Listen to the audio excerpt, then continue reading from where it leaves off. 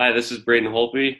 Hey, this is Tanner the Bulldozer Bozer. Hi, this is Brian Burke from Toronto, Ontario. This is Daryl Sutter. Hello, everyone. I'm Carly Agro from Sportsnet Central. This is Jay Onright. This is Quick Dick coming to you from Tofnell, Saskatchewan. Hey, everybody. My name is Theo Fleury. This is Kelly Rudy. This is Corey Cross. This is Wade Redden. This is Jordan Tutu. My name is Jim Pattison. Hey, it's Ron McLean, Hockey Night in Canada and Rogers Hometown Hockey, and welcome to the Sean Newman Podcast. Welcome to the podcast, folks. Great one on tap for you today. Before we get to that, let's get to today's episode sponsors. Clinton team over at Trophy Gallery, championship belts, custom medals, die-cast signage, name tags, engraving on Yetis and Brewmates, business awards in crystal and glass. Clint has done everything. You know, we ran the Dusty Man. The Dusty Man tournament was this is the first year we haven't ran it since 2012. Obviously due to current circumstances. Hopefully in March maybe we'll get it rolling again.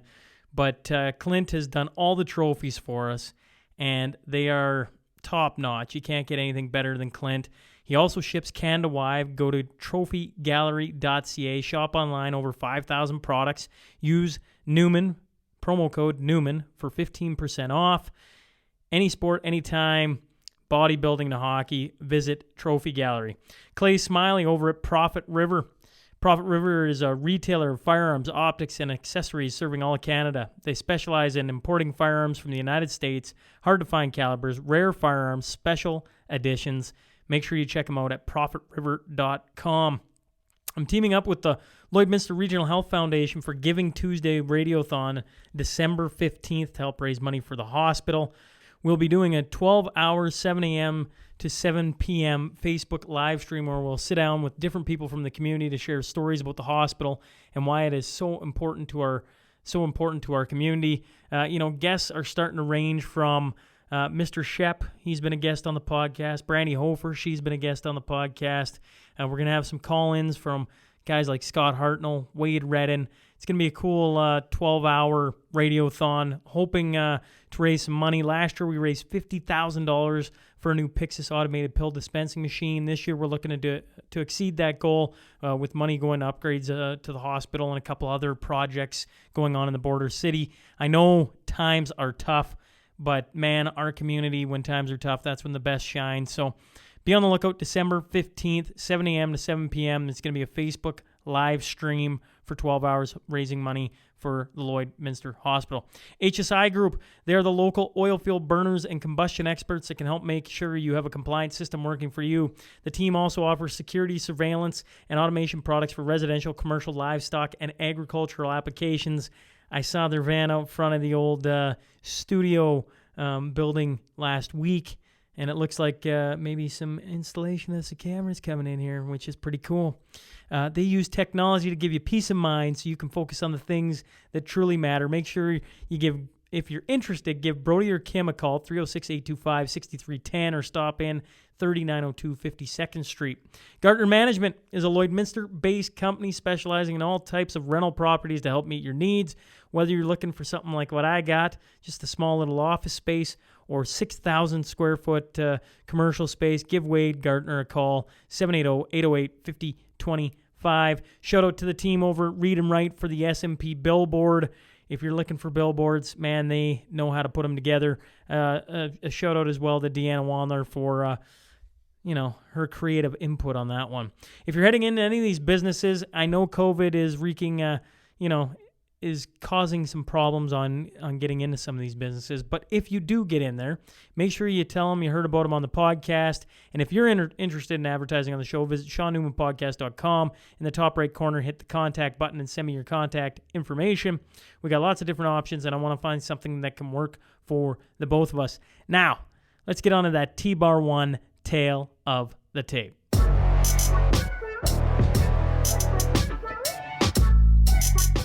He currently resides in Edmonton, Alberta, a former goalie who played for St. FX. He has his master's in sports psychology and a master's in counseling psychology. He's worked with the Royal Winnipeg Ballet, Alberta Chartered Accountants, equestrian riders, volleyball, basketball, and hockey players. A former goalie coach for the Ottawa Senators and Edmonton Oilers, he spent many years working in the WHL as well. He is most notable for his work with Braden Holtby and Carter Hart.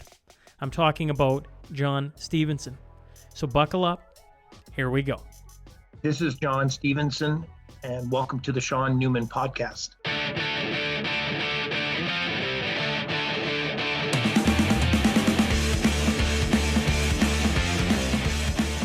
Welcome to the Sean Newman Podcast. Today I'm joined by Mr. John Stevenson. So first off, thanks for hopping on.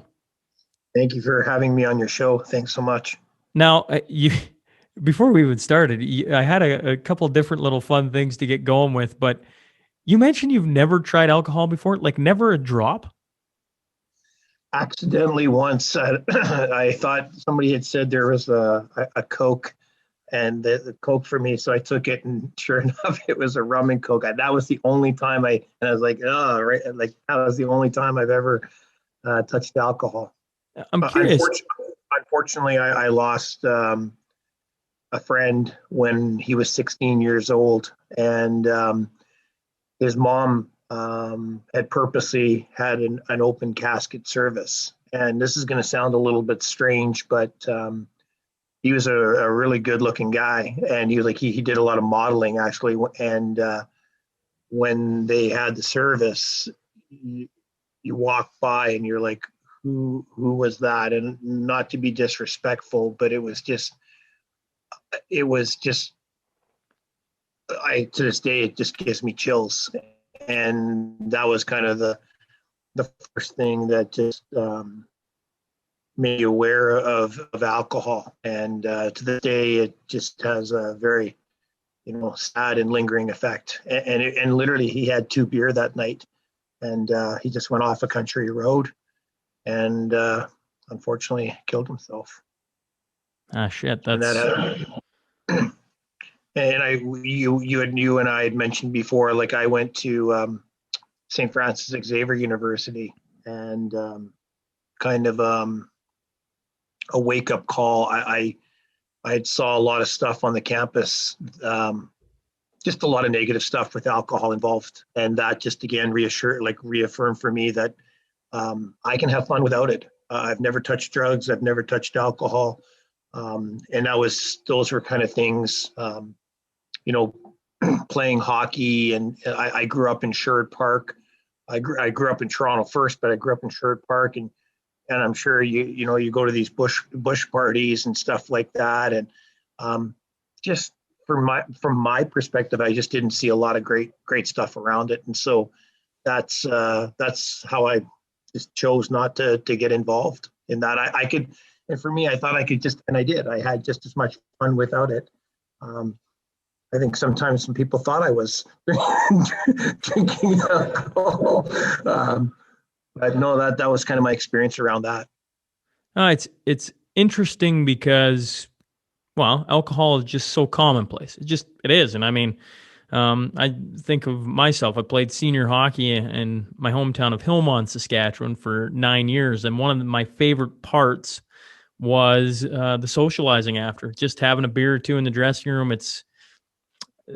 Those will be some of my best memories, which is odd to say, when I look back on life. Like I had so much fun in that dressing room, sitting and getting to know guys over a couple of sociables. And I appreciate. It's funny you mentioned that, Sean, because in some ways in my hockey circles, it hurt me because you're right. There's that part of the hockey aspect, hockey world. And I think once guys got to know me, and part of it, I ended up being the designated driver. But at first it was odd. It was weird, because I don't know what your feelings are, but in some ways alcohol and hockey were synonymous.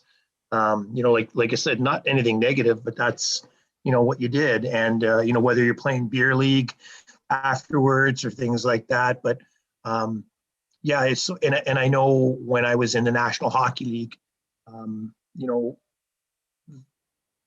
there's that social aspect. And I think for some people, in a lot of ways, it made them feel very uncomfortable that I didn't drink, that I didn't get involved. I wasn't one of the boys. I won't mention the team, but I think it did hurt me that way, that I was kind of on the outside, because I didn't drink alcohol, but that's fine. That's me. I didn't have to, and it's something that I work with my clients. You don't have to, like a lot of the kids right now, Minecraft, Fortnite, Call of Duty. I've been really, really emphasizing how much this can have such a huge negative impact on your brain functioning. And just because, Joe Blow across the street is doing it doesn't mean you have to do it. And I share my experience, and I get a lot of looks like, come on, you've never touched alcohol before. And it's like, no, it's something that wasn't, part of me. I get my high now by going swimming in mountain glacier lakes. and the Wim Hof method that I'm doing now, the breath work that I do, that's my kind of way of getting high on your own supply, as Wim would say. Well, Wim Hof, I've watched your videos of swimming in the lakes, and if anyone's tried going into an ice bath before, or even when they had that what was it? The ice challenge years back where you yeah, the polar plunge. That's right. Like that is a shock to the system, and the breathing that comes with it. I can just remember vividly getting in a cold tub and the breathing that comes with it. So it's interesting. You mentioned synonymous with hockey. I would agree 100% with you. I think it was Rod Peterson on here. He used to be the former voice of the Rough Riders, and now he's got his Rod Peterson show, actually. And he was saying that he got offered, so he loses his job with the Rough Riders and away with becoming essentially an alcoholic. And then he quits being an alcoholic, so he's sober now for many, many years, and loses his job with the Rough Riders, and gets offered a job with an NHL team. Then they find out that he doesn't drink, and they basically stop talking to him. And then it goes along, and he talks more about it. I'm not trying to crap on the NHL by any stretch of the imagination, just that drinking is a way you find out about people, right? It kind of lets their guard down, and you kind of have this. I'm assuming that the cigar room once upon a time was the same thing, it's this little club, and if you get inside of it and you have a cigar, it's a safe space. And alcohol for a lot of people has become, we've been drinking for a lot of years of the human experience, and it's a safe space for a lot of people. Now, does it get abused? Absolutely. Is there a lot of negative that comes with it? Oh yeah. And so for you, I just find it unique, and I like unique. It's interesting, and there's always a story behind why somebody thinks the way they do. And you're a guy who focuses a lot on the brain and how to strengthen it and how to treat it like a muscle that you work out and you build it, and it takes time. And so I enjoy it, and appreciate you sharing about your friend, because things like that stick with people for a long time. It did. It had a huge impact on my life, and a lot of my friends at the time too. It was, I think we were literally shocked. And his mom did, mention afterwards, she did it purposely. She wanted to send a message to young people at that time. This is unfortunately what can happen, and it sure made an impact on my life. Well, I think, I got 3 young kids, and I think as soon as you become a parent, you worry about things. Even when they're 2 years old, you're like, man, when they get to certain ages, how do you keep them away from X, Y, Z? How do you stop them from doing the stupid things that most of us have probably done and survived? And I remember seeing a chart, the death rate between, I think it's for males, it's 16 to 22. The death rate just skyrockets, and then it comes way back down. And there's this window where, man, that's tough. And I don't know, that's being a young kid and going and experiencing things. I mean, you start working with young kids right away on how to strengthen their, I don't know, am I saying it right, John, when I say strengthen their brain? Absolutely. And on the other side of our clinic, a lot of people don't know, we have zone psych, and then we have zone performance. And on the zone psych, I work with a lot of clinical cases, so anxiety, depression. One of the biggest group of clients that we work with are ADHD clients, and particularly young ADHD clients. Because their brain is really looking for stimulation. That's where their brain, literally, it's not them, their brain is literally more vulnerable, more susceptible to electronics. And we've seen it at our clinic, over the since COVID time, the increase of screen time has dramatically increased. And the problem is, the next thing you know, it becomes this vicious cycle, Sean. Like because they're not getting that good, deep, restorative sleep. Parents now all of a sudden, okay, they're giving them, like we just had a client the other day in our office where mom's giving melatonin. But here he is, he's playing 3 to 4 hours of Call of Duty before he goes to bed. And it didn't really catch, like, she didn't this is the connection. And then my concern as a sports psychologist is where I've tried to bring the sports psychology world into the ADHD world. Braden Holpe is probably one of the best clients I've ever had with regards to mental rehearsal. His ability to visualize and literally, see it and move it. I mean, it's phenomenal. And I know this may sound like a leap, but when you look at these, Grand Theft Auto, Call of Duty, they're from a first person point of view. And because the brain can't tell the difference between what's real and what's imagined, it's very susceptible. And I'm not saying, there's a great debate out there. Does video gaming, does it cause, more violence? But my argument, Sean, is if you keep seeing that message, keep getting repeated to you, I think it can start to just become part of you. It doesn't, when you're seeing people, like I was shocked when I watched this stuff, like people just getting killed, but there's no consequences. But the scary part is, these games, and this is and I would encourage all parents and kids to sit down and watch this program called The Social Dilemma. I don't know if your family have seen it. Scared the crap out of me. Yeah, and the thing that, I don't know about you, Sean, but the thing that really blew me away about that show was this wasn't Joe Blow at the bottom of the totem pole at Google.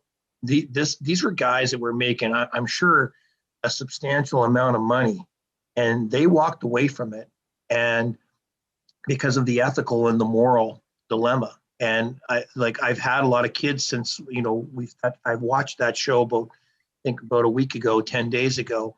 And I had no idea, like they're literally programming us. And so, I want parents to know that screen time, especially for ADHD kids, and in the hockey world, Sean, like what blows me away, I go around and I do a lot of these, workshops for teams, and parents and kids laugh. They literally come on, you're stretching it, aren't you? And I think in the next 20 years, like when you were talking about your kids, I think in the next 20 years as a psychologist, I think that's going to be one of the biggest issues that we're going to be dealing with.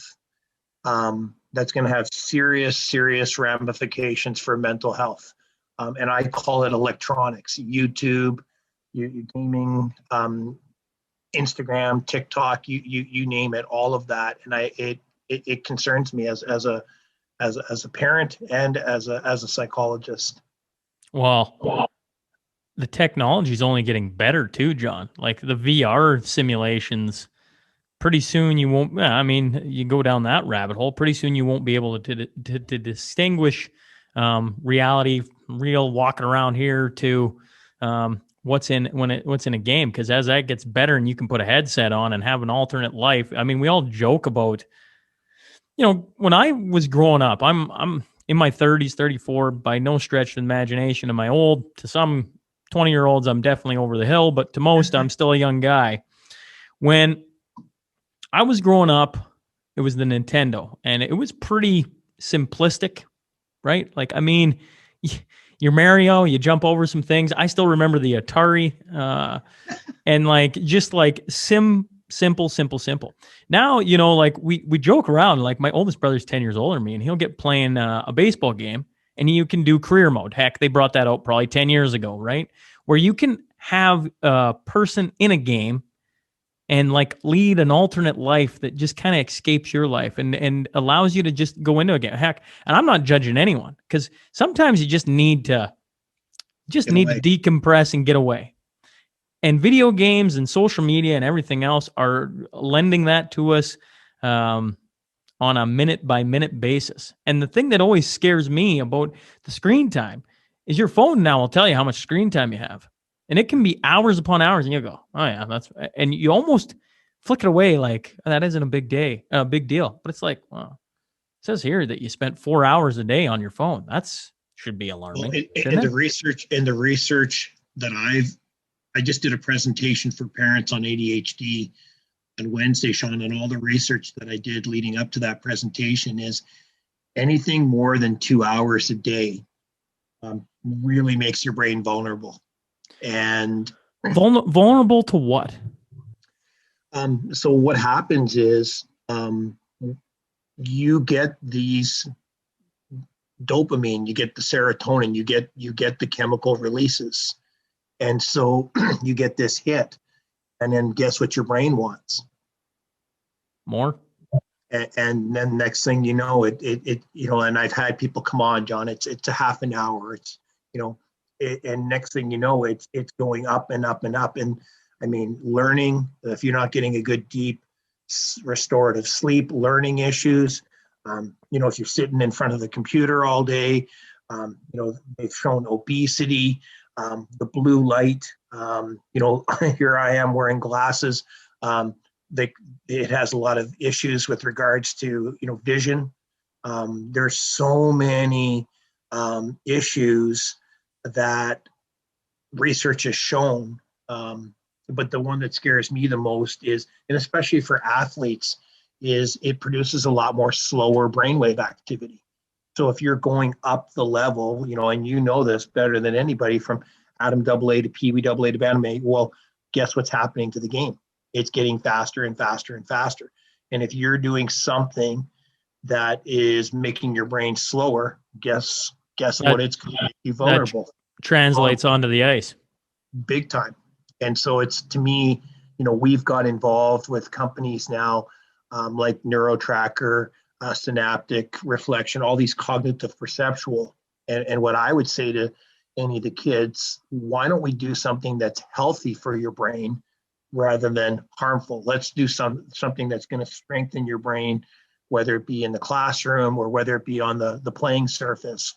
You know, all the research that I've ever read or come across is, it's like you said, John, you don't get rid of a behavior, you replace it with a better choice. And that's what I'm trying to encourage kids, is just make them, first of all, make them aware of the dangers. And what I got from that social media, that social dilemma, I couldn't believe it, Sean. Like, they're literally to the second, you know, monitoring how much time you're on a screen, and then they use it against you. I mean, my staff member, she just joined about a month ago, and already within that month, like yesterday, I was on Facebook just to check a campaign that we were looking, and sure enough, her name came up as one of the add friends. So like literally within a month, like they've got information on you. It's almost like, for me, you know, I'm 54. Excuse me. It's like big brother, and it's like, I don't know. It's yeah. Well, we've all had the experience. I don't think anyone in the modern era now with a phone attached to their hip hasn't had the experience where you mention Kellogg's cornflakes. We'll use something really random, and within a day, within a minute, whatever the time frame is, you're showing up for that. And for Kellogg's cornflakes, and you're like, well, that was weird. But you chalk it up to like, oh, that was just whatever. But the more you go and dig into it and start to, like the social dilemma, the more you start to look at it, you're like, oh man, like, but how do you get away from it, right? When the world functions around it now.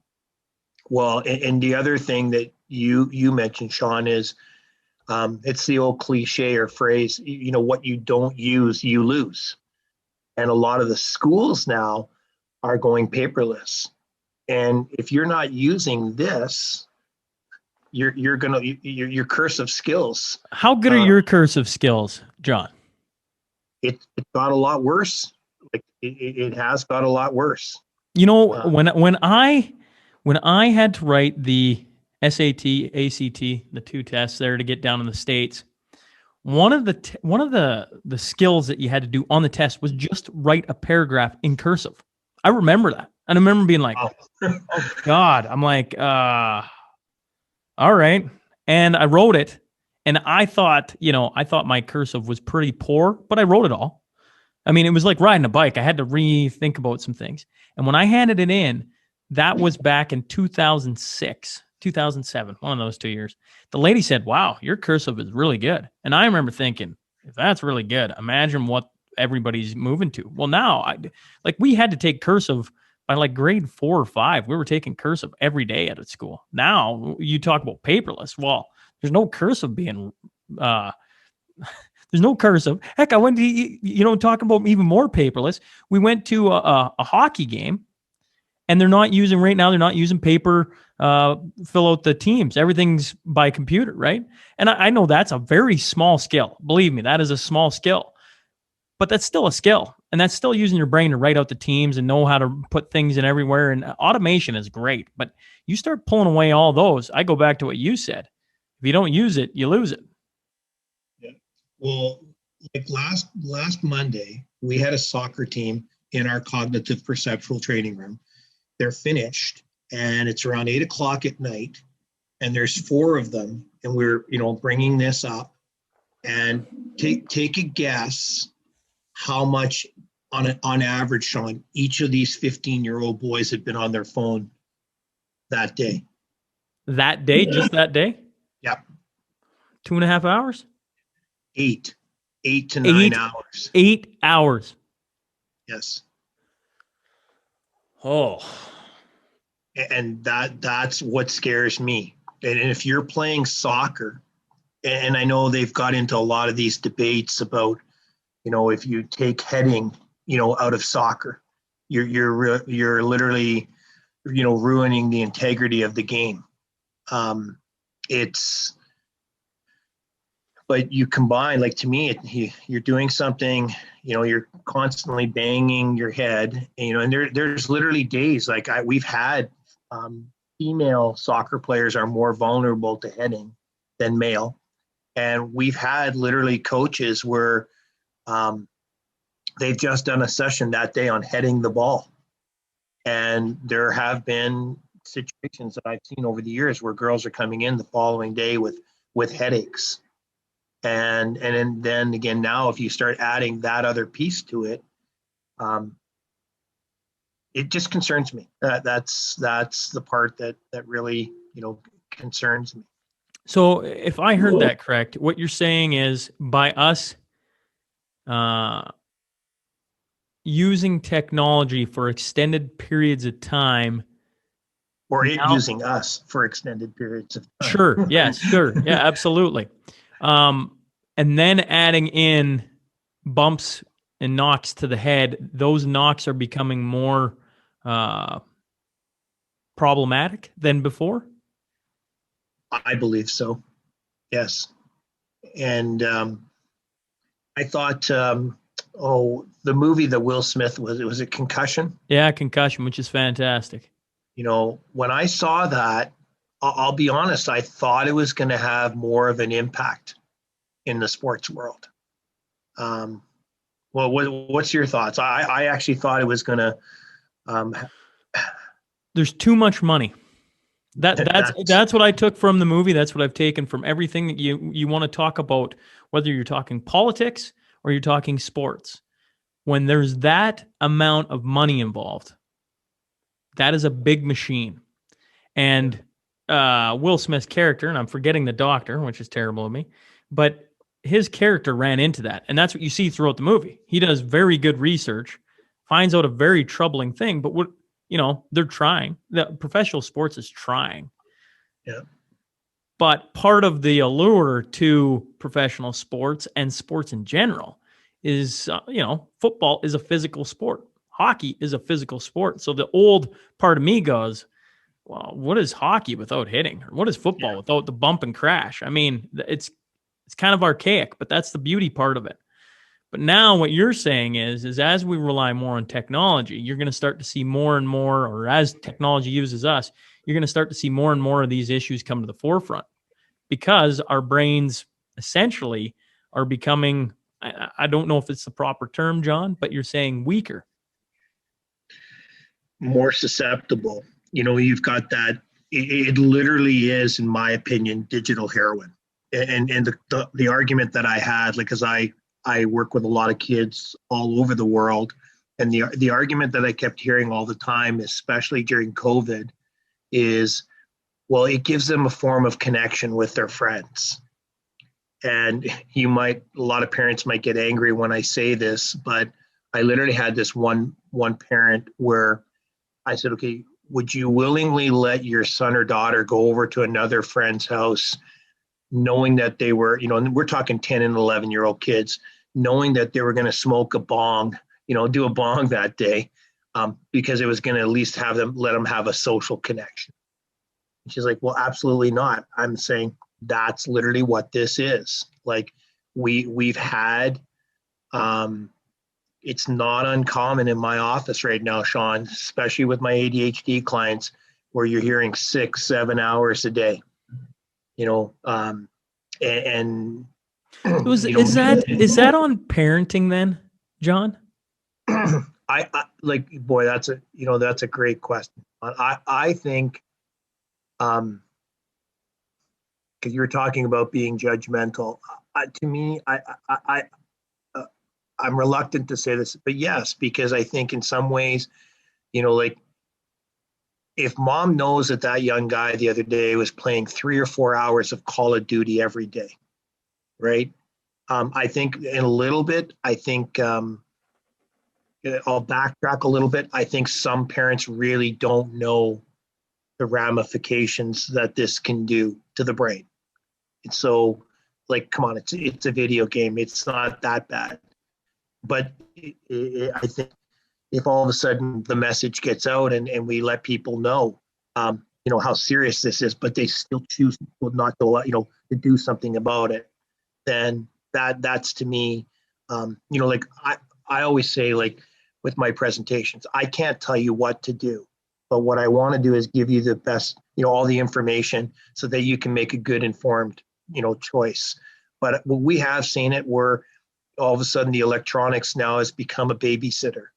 And that's where, like even if there's a toddler in the grocery store, well, let's give them the device so that'll keep them calm. Well, no, that's a great opportunity to learn emotional self-regulation skills and being able to, teach children how to socially interact in those situations rather than allowing it, this device to, to take over. To try to do the work. I think that's great work, like right from the get-go, about how to have social interaction and how to literally interact with the environment and humans.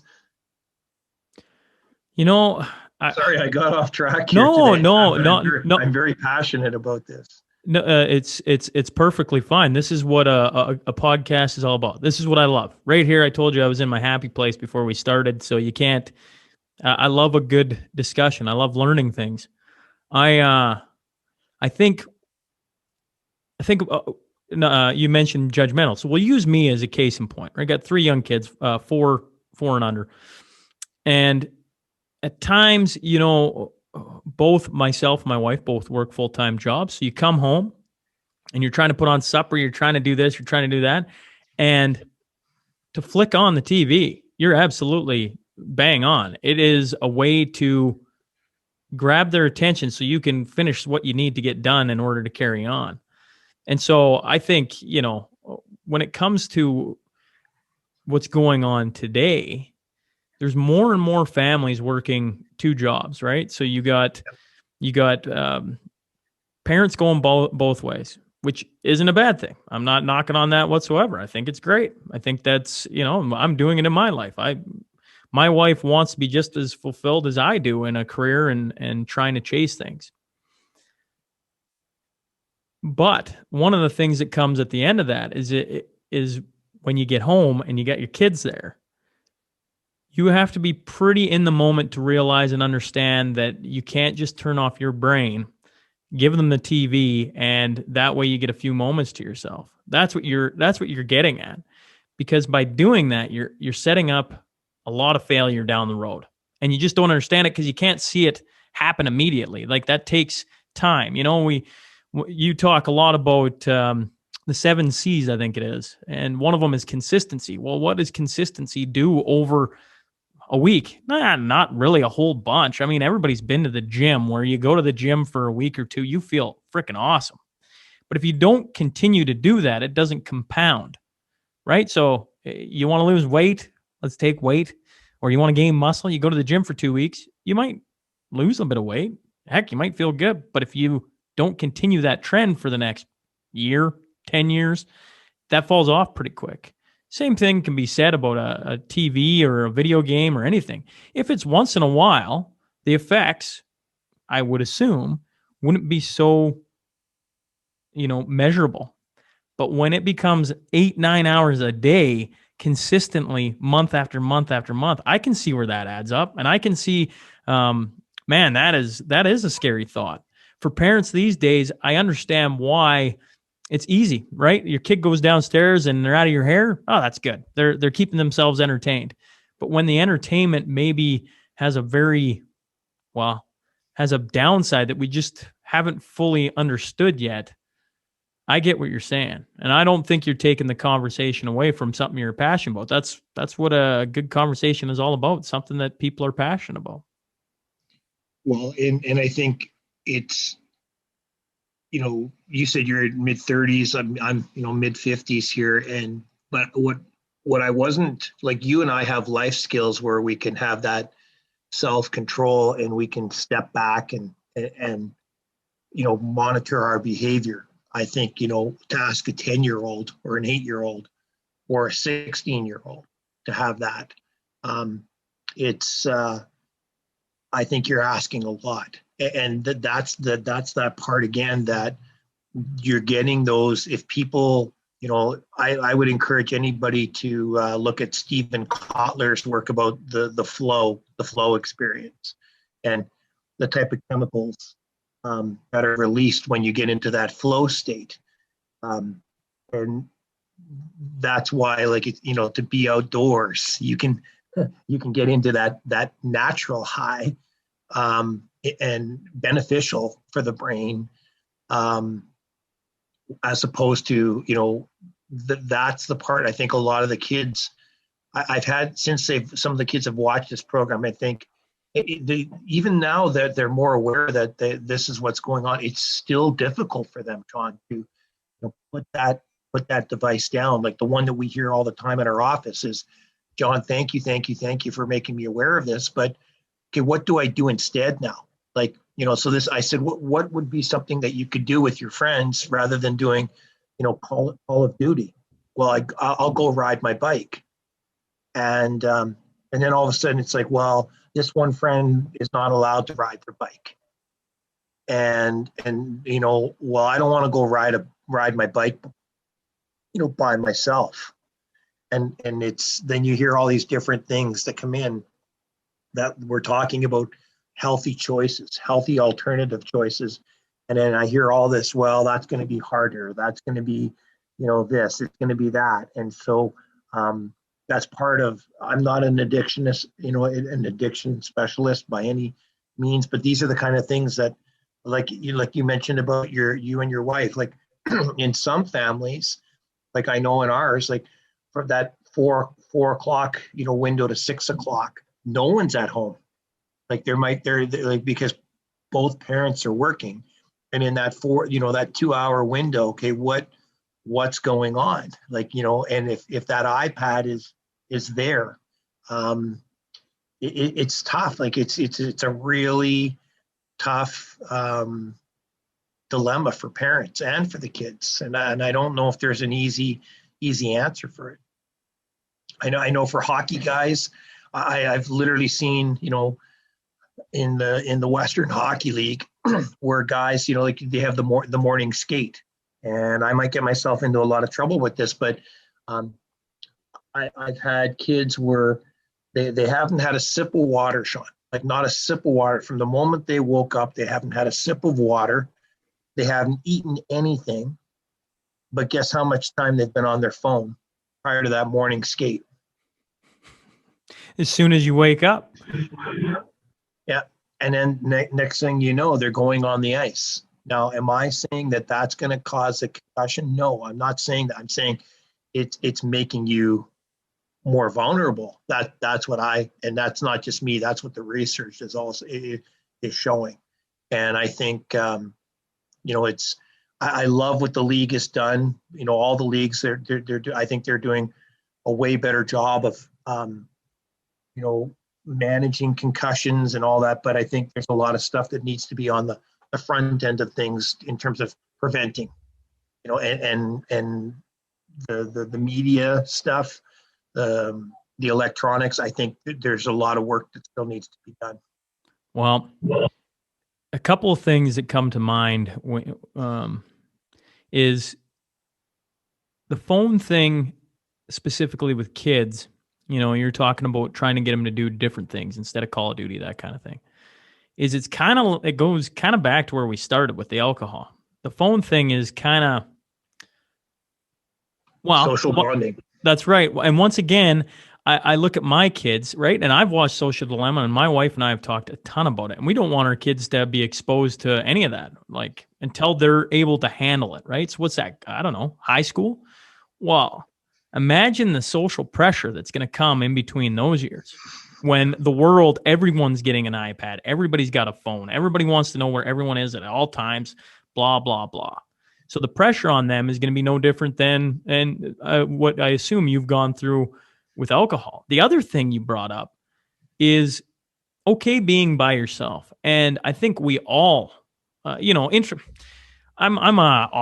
I enjoy talking to people. I'm a little bit of an extrovert. I like hearing things.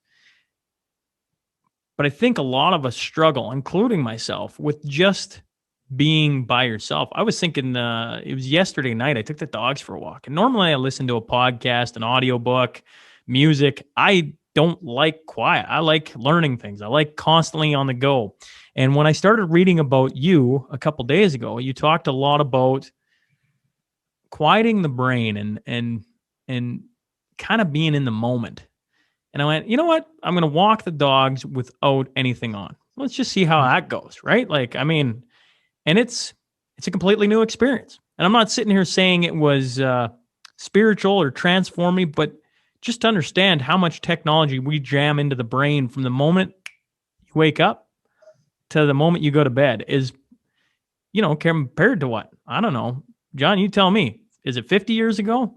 I certainly know by interviewing a lot of the people who are community pillars from the Lloydminster area, old farmers where they had no power and an outhouse and right. Like the amount of information we're jamming in our bodies compared to what they did is completely night and day. Yeah, absolutely. Absolutely. And you look at those pictures. I always love when they show kind of the history of the making of Braden Holtby, as I might call it. And there he is out in the middle in a farmer's field, skating by himself, just taking a puck and shooting into a net. You're right. Like you're seeing, I don't know, maybe I'm wrong, Sean, but I think we're seeing less and less and less of that. Speaking of Braden Holtby, him being a hometown hero from our area, Stanley Cup winner, Vezina Trophy winner, now a Vancouver Canuck, which is odd to say. You got to work with him from a very young age. And I know in talking with Braden when he was on, a few months ago at least, he was in the bubble at the same time. He talked about being a young guy and having a temper, and you helping him along with that. For the listeners from our area, could we talk a little bit about a young Braden Holtby working with you and the experience of that and what you've seen him grow and develop throughout the years? Where do I begin? Just unbelievable work ethic. Very passionate. Wants to make a difference. I think he's going to be a great leader in Vancouver, on and off the ice. He just goes about his business. For Braden, one of the C's we talk about mental toughness is coachability. Braden is a very, very coachable guy.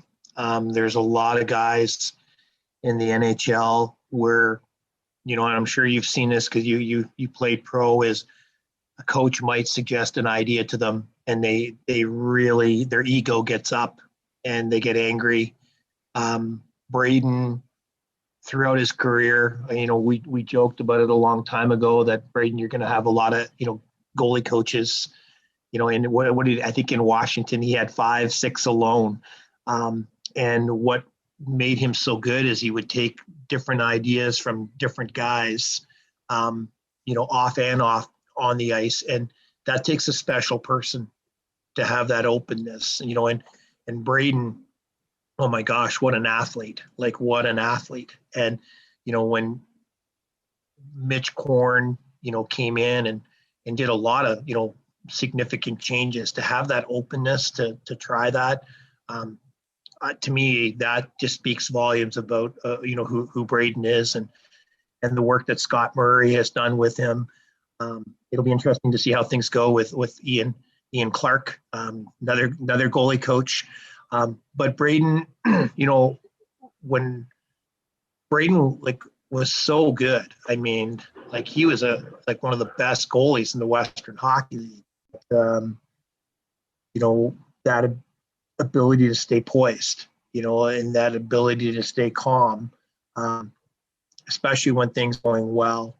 And I think that's where, when I showed Braden that side, he was open to work on it. And I mean this, and I've said this several times, when Braden gave me the shout out a few years ago, I honestly was mortified, because Greg did a phenomenal job, teaching him the fundamentals. I mean, I'd never seen it. Braden was such a phenomenal skater. And so when I started working with him with the Saskatchewan Blades, to have that openness to different things on and off the ice. And there was days, Sean, where we were doing ball drills in the hallways, and there he is too, his teammates are gone. They've been home for 2 hours, and there's Braden, and Braden, let's do it again, John. Let's do it again. It was I want to, so in some ways, his perfectionism was amazing, but at the same, it was also, he had to learn not to be so perfect, and the hockey's not a perfect, and to step back and work on that part of his game, and to have coachability. That's the thing. And he's just, no, that's all I can think of is, you mentioned about 10 things about Braden, and I just think, man, when a kid like that comes along, because not all kids are like that. I even think about myself, right? Every once in a while you hear somebody, if you're 5 inches taller, you would have been in the show. And it's yeah, would I have been? I don't know. I hear the stories, and now Braden Holtby is the absolute pinnacle of success in the goaltending world. But when you hear those stories, I go, man, those are special kids. You hear the stories of Connor McDavid and his ability to just always play. He always wanted to play, and he always wanted to train. And most people aren't like that. They want to break. And I just feel like, and you would have saw it firsthand, I guess, John. So maybe the question is, when that kid comes along, that must stick out as like, man, this is going to be special. This kid is special. Well, I was really lucky because when I was the goalie coach for the Kootenay Ice, I had Brad Lau, who's the head coach for the Oil Kings now. And then in Saskatoon, I had Dave Strush, and Dave was, head coach for the Regina Pats. And Sean, when you would watch Strush, like I would set up these drills with Braden and Strush. And here's Strush, he's in his mid-30s, no knees left. And oh my gosh, the battle levels, the compete levels. Like I was so blessed because I had such great assistant coaches at the time that would be, and Brad played pro hockey, competitive guy. And, here's these teenagers, bring it on, old man. And that, all I did was set up the drill and then, work on the mechanical part, the technical part. But oh my gosh, to sit back and watch these, battles, and that's what made Braden. Braden was so competitive, and he's like, and they would make these games.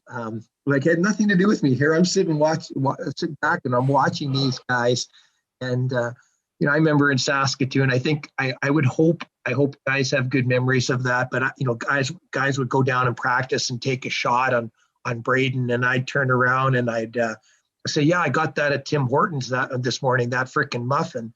Maybe you need to go to the gym a little bit more. And they turn around and did our goalie coach just tell me that I'm a wuss? And so now I would, do the chirping. I'd do lots of chirping in practice. And I wanted the guys to go down, and rip pucks hard. Like I had an earlier experience, I was so blessed, in being in Edmonton. I'm not proud to say this, but I skipped school one day, and I still can't remember how I got into the building. But I went down and I watched the Oilers practice, and we're talking. This is when Andy Moog, Grant Fuhr, and all those guys, and you got Curry, Messier, all these phenomenal. I don't think it was coincidence that Andy Moog and Grant Fuhr were such great goalies, because look who was shooting on them every day, right? You got that kind of quality shots. So one thing I always tried to do, when I was coaching in the Western Hockey League was, we would have these fun drills. Like after practice, a lot of the coaches would give us that good half an hour, 40 minutes. And I wanted the forwards to we'd have battles. Okay. If you lose, you got to do push-ups. You got to do, all this stuff. And we created a lot of battles. And that's the part, for me, you were talking earlier about the after, that's the part that I miss. I really love all those little games and the battles and again, the assistant coaches, and I don't think it's coincidence that they've went on to be head coaches. They just were so passionate and wanting to develop the goalies. It was fun to watch, and Braden was so responsive to it. One thing I want to ask you about is I've heard you quote Tony Robbins before in saying that success leaves clues. As a guy who has been around a lot of successful organizations, successful athletes, successful people, I mean, you've worked with, if I wrote that down right, I think you've worked with the ballet, the Army, all types of athletes from all different spectrums, business people, entrepreneurs. So you've got to be around of what I would consider very successful people. Has there been any clues left that you've saw or picked up on trends, similarities across, whether it is the person in the Winnipeg Ballet or it's the Braden Holtby goalie? The ability to focus, the ability to be in the moment. And again, all the research shows now that when you get into that flow state, when you get into the zone, being able to focus, be 100% absorbed into what you're doing. That's been, whether you're a surgeon, fighter pilot, hockey player, that just 100% absorption has been the Elon Musk, like obviously I've never met the man, but from the moment he wakes up to the moment when he goes to bed, which I think is like 4 hours of sleep from what I've heard, but he's just so present. That's been the characteristic that I've seen it. And that's one of the reasons why I got into mindfulness, because they've shown that, mindfulness is literally weight training for the brain. And it can be, I hate this term now because everybody's using it, but a hack. Like it can be a brain hack to allow people to, get more present, more into the moment. So that's been the common denominator that I've really seen over the last decade. And that's one of the things that that's why I teach meditation. This is the first time I met you. You look like a big, strong, burly guy, and you turn around and say, hey, Sean, I want you to just go sit in the corner and just get quiet. And you have to show that guy why that would be, because I always ask my guys, when they're playing hockey, what do you do all this training for? Whether it be power skating, in the gym, cognitive, perceptual, mental, whatever it may be, what do you do all this training for? And I always get the answer, well, to get better. And you just stole the words out of my head, to get better. Right. And that's true, but that's not the main reason. Like, if you go back and think of some of the best games you played that night, Sean, throughout your career, and if you came off the ice and I'm interviewing you and I'm saying, hey, Sean, what were you thinking about tonight when you were playing? 99% of the time, guess what your answer is going to be? I wasn't. I was just doing what I do. I was skating, shooting, passing, just do what I do. And so to me, when athletes are playing their best, when anybody's doing their best, and they've actually shown this now, the prefrontal cortex goes offline. You get into this quiet mind. And like you just mentioned the other night, just taking the dogs for a walk. I would argue you were in that flow state.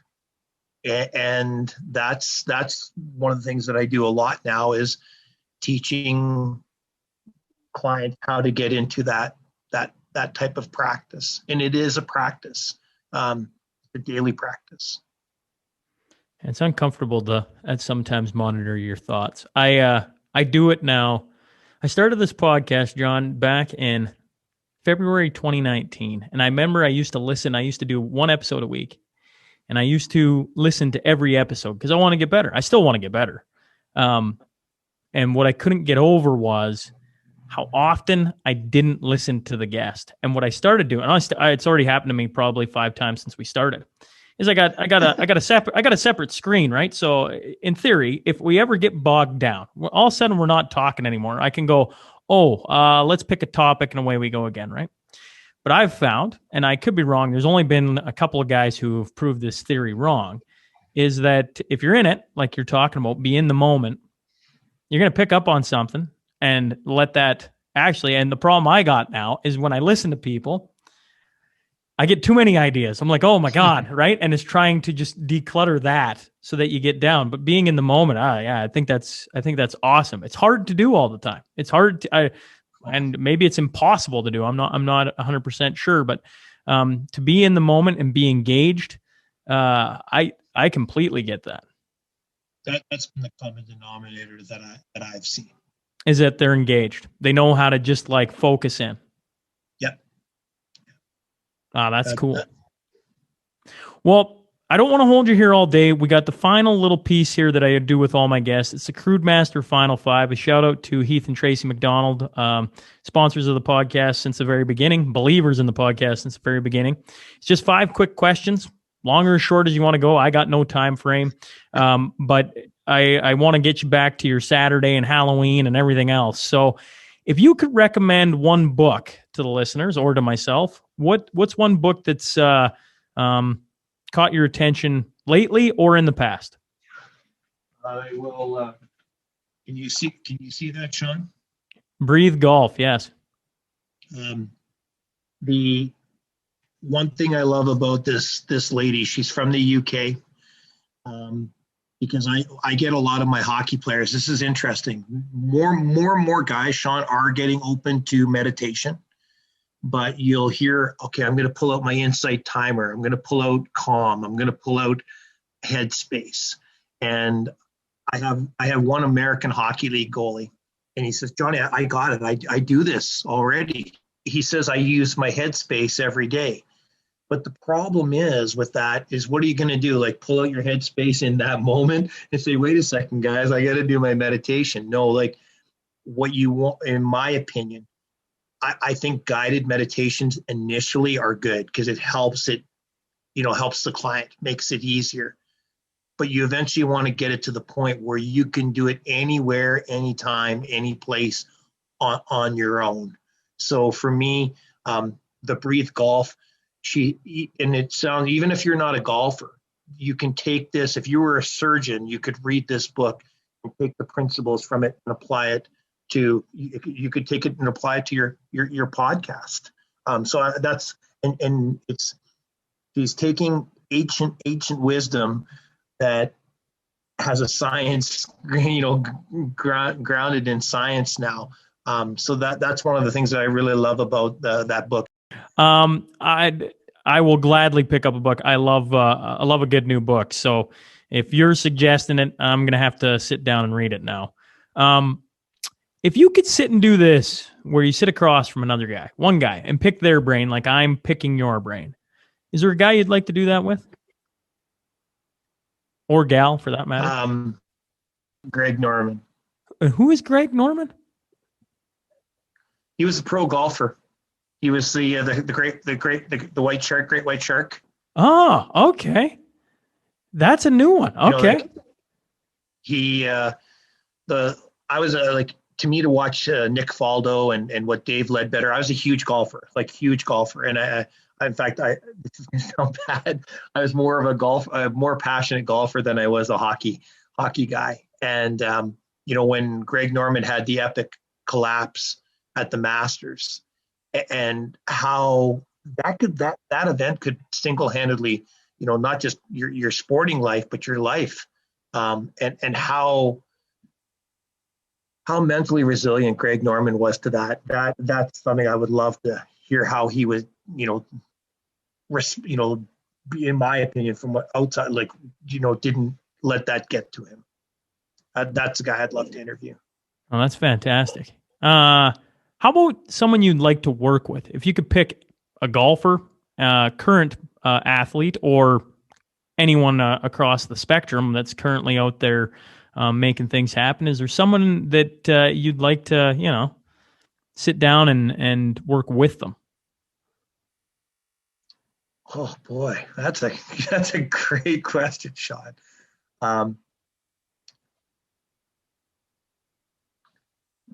I love working with young goalies. I love, so any of the new up and coming, I know that's going to sound vague, but any of the new up and coming young goalie, like Carter Hart's, who've got that passion, that drive, they really want to make a difference. So I can't mention his name on the air, but I've got a guy right now that I love working with him. He really works on every area of his game. So I love, any of those goalies that are, I would say 16 to, 24. I love, they really want to get to that next level. That's my ideal client. I love working with guys like that. And it's fun. It makes your day a lot of fun. Well, if you could speak, if we have goalies listening right now, young goalies, if there's one piece that a piece of advice from you that you could give them, to work on, maybe say their mental game, what would be one piece of advice you'd give them? Well, it was interesting. I just watched a podcast the other day. Lyle Mast, unbelievable goalie coach, does a lot of work with head trajectory. It's a very foundational piece of goaltending. And here you got, I think there was 20 young guys at this, symposium. They did it virtual. I bet you there was guys, Sean, that walked away going, whatever. But I would say have an open mind, because you're gonna, if you're a 10-year-old goalie nowadays, when I did it, I maybe had one or two goalie coaches and that was it. There's, if a young guy starts at 8 or 9, And if he does get to pro hockey, he might have 10 to 12 goalie coaches in that time, especially when you go to these Hockey Canada, you got all these great goalie coaches coming. And that's what I would say to anybody. Just, you don't have to do everything everybody's asking you to do, but just have an open mind to hear different ideas and different suggestions, whether it be physical, technical, tactical, mental. And, not to try to do a plug, but In Goal magazine, that's the one thing I love about Hutch and Kev. They've literally assembled all the best coaches in the world, or nutritionists, anything to do with goaltending,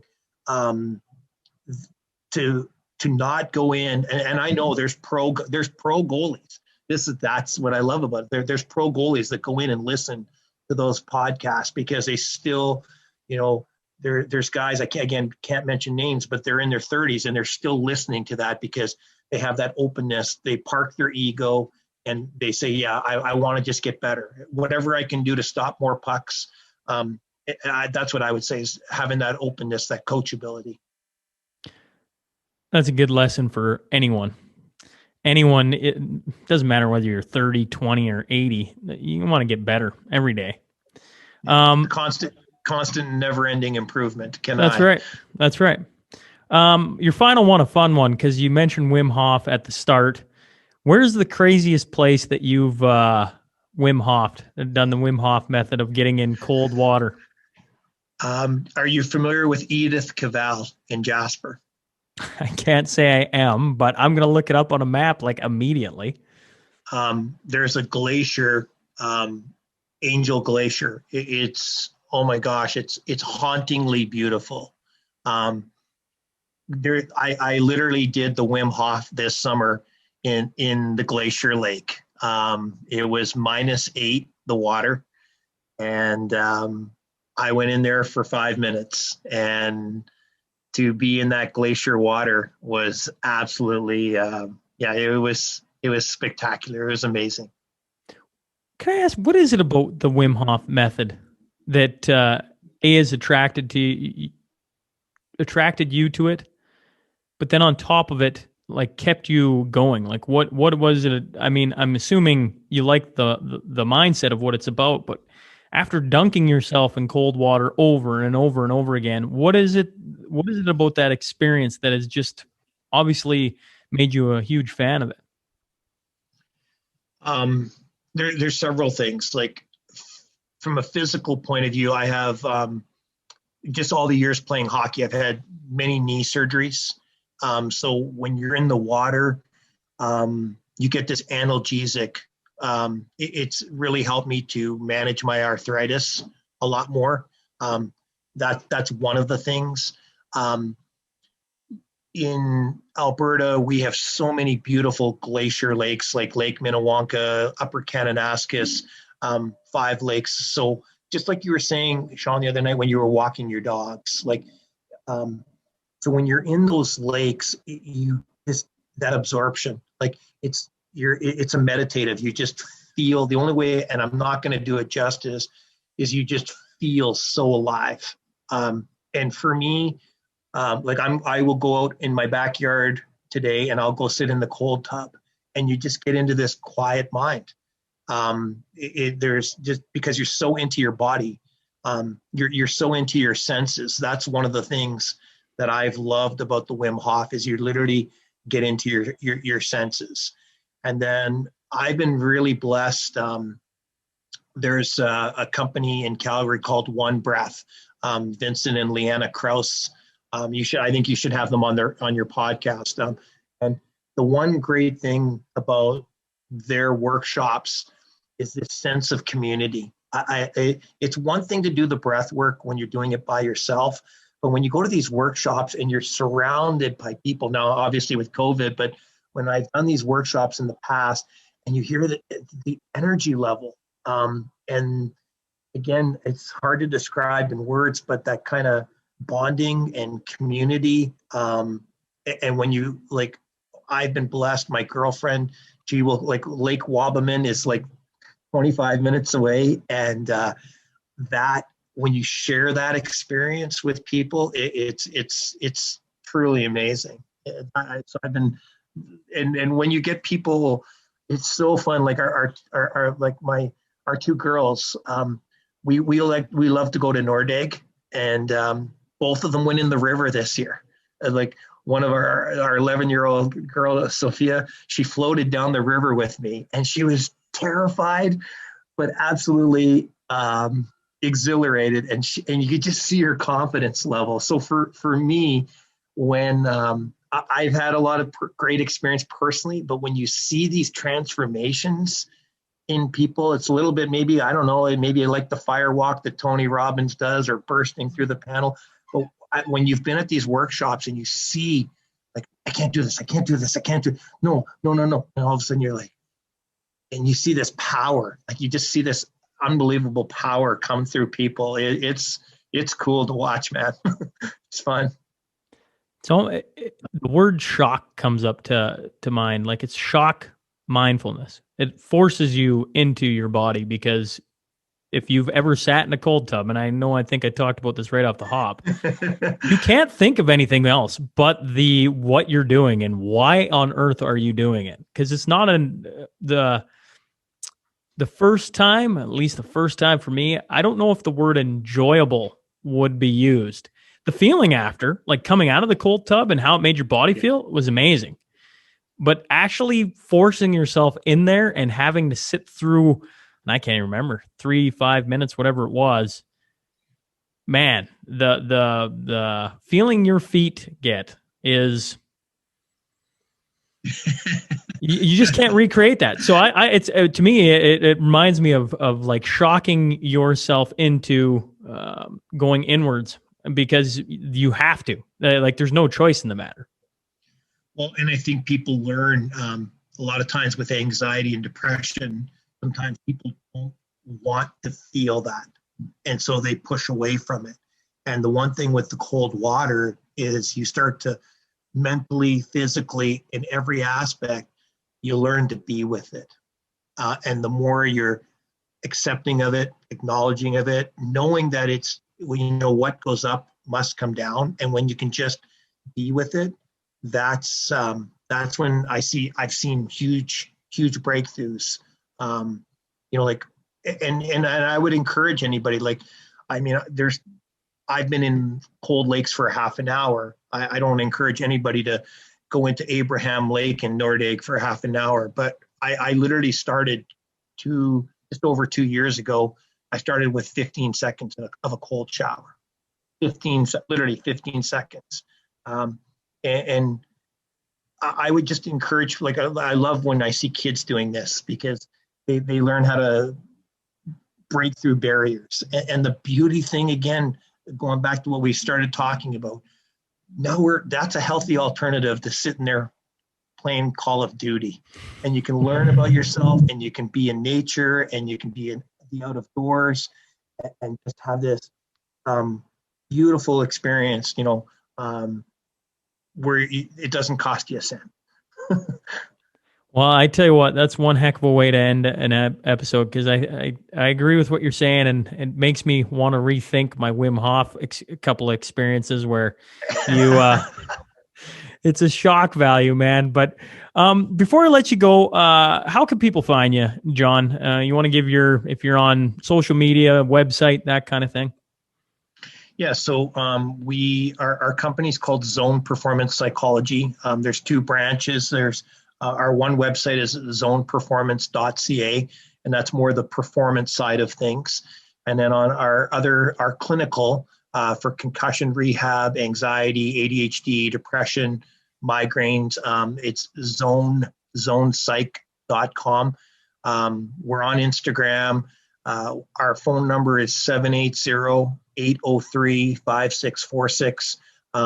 We offer free consultations. We want to let people know what we do and what we're all about. And again, I can't thank you enough for allowing me to be on the podcast today. Well, no, it's been a pleasure. It's been an enjoyable hour. So thanks again, and enjoy your Halloween, and hopefully we'll talk soon. Okay, take care. Thank you so much. Hey folks, thanks again for joining us today. If you just stumble on the show and like what you hear, please click subscribe. Remember, every Monday and Wednesday, a new guest will be sitting down to share their story. The Sean Newman Podcast is available for free on Apple, Spotify, YouTube, and wherever else you find your podcast fix. Until next time.